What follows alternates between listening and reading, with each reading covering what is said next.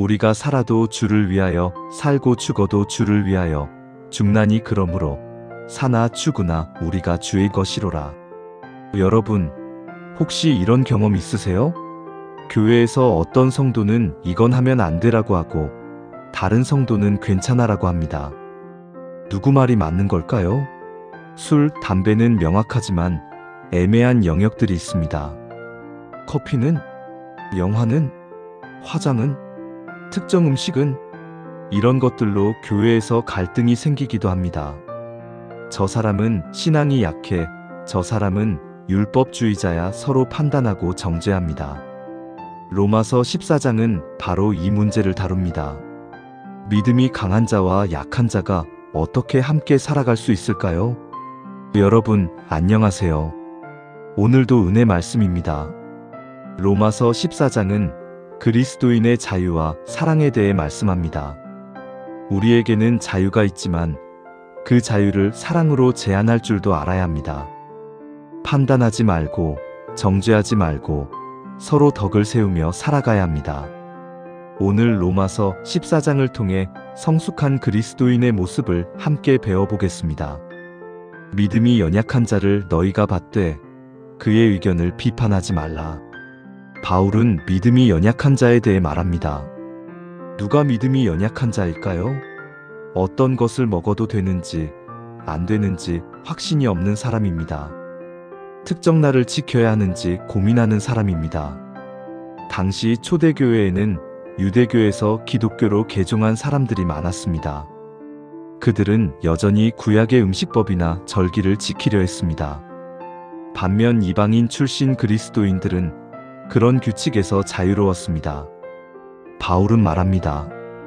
그런 사람들을 받아들이되 그의 의견을 비판하지 말라. 어떤 사람은 모든 것을 먹을 만한 믿음이 있고 믿음이 연약한 자는 채소만 먹느니라. 강한 믿음을 가진 사람은 모든 음식을 먹을 수 있습니다. 모든 음식이 하나님께서 만드신 것이고 감사함으로 받으면 다 깨끗하다는 확신이 있습니다.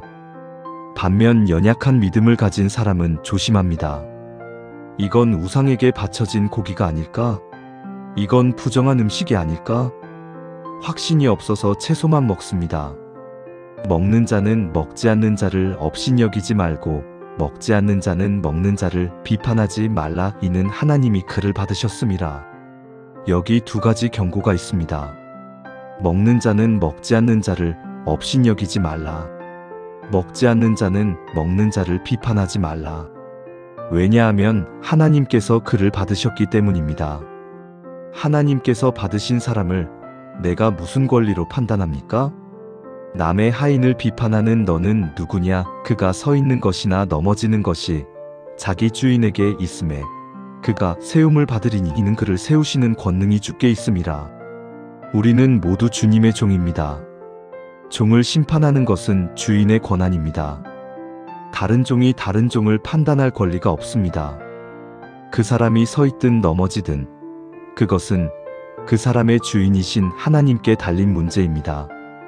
우리가 참견할 일이 아닙니다. 어떤 사람은 이 날을 저 날보다 낮게 여기고 어떤 사람은 모든 날을 같게 여기나니 각각 자기 마음으로 확정할지니라. 어떤 사람은 특정한 날을 거룩하게 지킵니다. 안식일이나 절기를 중요하게 생각합니다. 반면 어떤 사람은 모든 날이 주의 날이라고 생각합니다. 바울은 말합니다.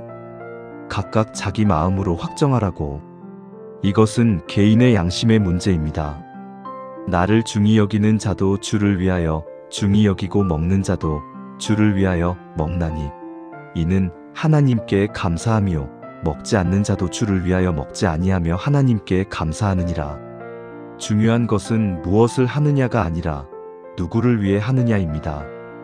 나를 지키든 안 지키든 먹든 안 먹든 모두 주를 위해서 하고 하나님께 감사하면 됩니다. 동기가 중요합니다. 우리가 살아도 주를 위하여, 살고 죽어도 주를 위하여, 죽나니 그러므로 사나 죽으나 우리가 주의 것이로라. 이 구절이 로마서 14장의 핵심입니다. 우리는 주의 것입니다. 우리가 사는 것도 주를 위함이고 죽는 것도 주를 위함입니다. 우리의 정체성은 주의 것입니다. 우리의 목적은 주를 위함입니다. 이것을 붙잡으면 세부적인 것들은 자유로울 수 있습니다. 이를 위하여 그리스도께서 죽었다가 다시 살아나셨으니 곧 죽은 자와 산 자의 주가 되려 하심이라. 예수님께서 왜 죽으시고 부활하셨습니까? 죽은 자와 산 자의 주가 되시기 위해서입니다. 우리 모두의 주인이 되시기 위해서입니다. 그러므로 우리는 서로를 판단할 것이 아니라 우리의 주인이신 예수님을 바라봐야 합니다. 네가 어찌하여 내 형제를 비판하느냐? 어찌하여 내 형제를 업신여기느냐? 우리가 다 하나님의 심판대 앞에 서리라. 우리는 언젠가 모두 하나님의 심판대 앞에 설 것입니다. 그때 우리가 설명해야 할 것은 내가 무엇을 했느냐입니다. 그러므로 우리 각 사람이 자기 일을 하나님께 직고하리라. 각 사람이 자기 일을 하나님께 직고합니다. 다른 사람 일이 아닙니다. 그러므로 우리가 다시는 서로 비판하지 말고 도리어 부딪힐 것이나 거칠 것을 형제 앞에 두지 아니하도록 주의하라. 비판하지 말라는 말이 세 번째 나옵니다. 대신 형제 앞에 걸림돌을 두지 말라고 합니다. 우리의 관심이 저 사람 뭐가 잘못됐나 해서 내가 저 사람에게 걸림돌이 되지 않을까로 바뀌어야 합니다. 내가 주 예수 안에서 알고 확신하노니 무엇이든지 스스로 속된 것이 없으되 다만 속되게 여기는 그 사람에게는 속되니라.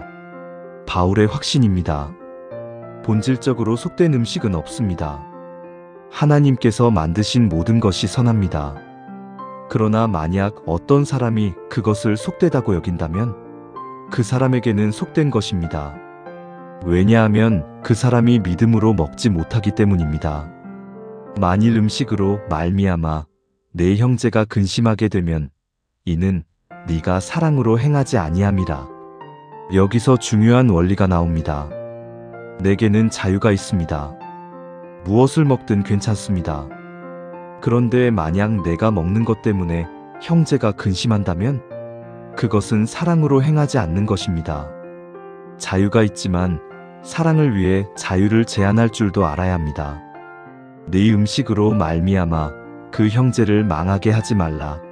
그리스도께서 그를 위하여 죽으셨느니라. 그리스도께서 목숨을 바쳐 구원하신 형제를 내 음식 때문에 망하게 할 수 있습니까? 그럴 수 없습니다. 예수님께서 그를 위해 십자가에서 죽으셨는데 내가 내 자유를 조금 제한하는 것쯤은 당연한 것 아닙니까? 그러므로 너희의 선한 것이 비방을 받지 않게 하라. 하나님의 나라는 먹는 것과 마시는 것이 아니요 오직 성령 안에 있는 이와 평강과 희락이라. 하나님의 나라는 먹고 마시는 외적인 것에 있지 않습니다. 하나님의 나라는 의와 평강과 희락에 있습니다. 이것은 성령 안에서 누리는 것들입니다. 우리가 무엇을 먹느냐보다 중요한 것은 우리 안에 의와 평강과 희락이 있느냐입니다. 이로써 그리스도를 섬기는 자는 하나님을 기쁘시게 하며 사람에게도 칭찬을 받느니라. 그리스도를 섬기는 자는 하나님을 기쁘시게 하고 사람에게도 칭찬을 받습니다. 어떻게? 사랑으로 행함으로써입니다. 그러므로 우리가 화평의 일과 서로 덕을 세우는 일을 힘쓰나니 우리의 목표는 화평과 덕을 세우는 것입니다. 내 권리를 주장하는 것이 아니라 형제의 덕을 세우는 것입니다. 음식으로 말미암아 하나님의 사업을 무너뜨리지 말라. 내 음식의 자유가 하나님의 사업보다 더 중요합니까? 믿음을 따라하지 아니하는 것은 다 죄니라. 마지막 원리입니다. 믿음을 따라하지 않으면 죄입니다. 내가 하나님 앞에서 확신을 가지고 할 수 있어야 합니다. 사랑하는 성도 여러분, 오늘 로마서 14장을 통해 우리는 중요한 교훈을 배웠습니다. 우리에게는 그리스도 안에서 자유가 있습니다. 그러나 그 자유를 사랑으로 제한할 줄도 알아야 합니다. 서로 비판하지 마십시오. 서로 정죄하지 마십시오. 대신 서로의 덕을 세우십시오.